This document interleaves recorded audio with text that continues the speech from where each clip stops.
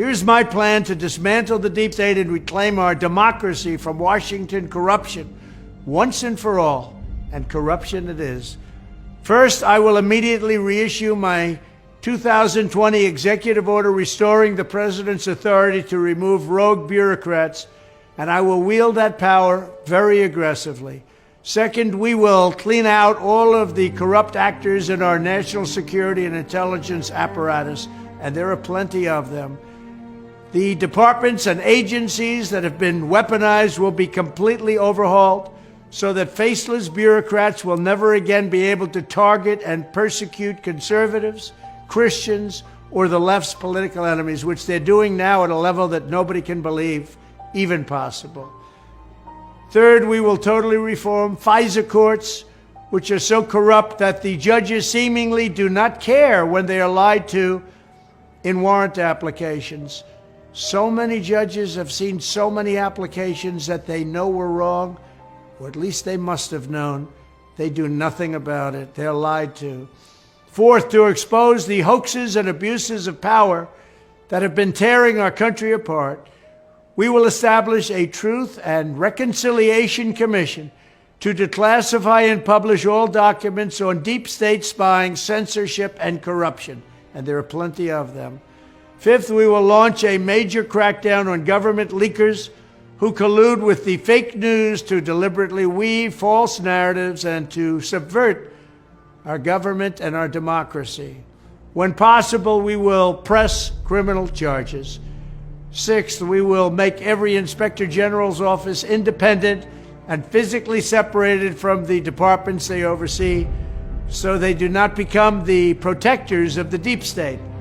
Seventh, I will ask Congress to establish an independent auditing system to continually monitor our intelligence agencies to ensure they are not spying on our citizens or running disinformation campaigns against the American people, or that they are not spying on someone's campaign like they spied on my campaign. Eighth, we will continue the effort launched by the Trump administration to move parts of the sprawling federal bureaucracy to new locations outside the Washington swamp. Just as I moved the Bureau of Land Management to Colorado, as many as 100,000 government positions could be moved out, and I mean immediately, of Washington to places filled with patriots who love America, and they really do love America. Ninth, I will work to ban federal bureaucrats from taking jobs at the companies they deal with and that they regulate. So they deal with these companies and they regulate these companies, and then they want to take jobs from these companies.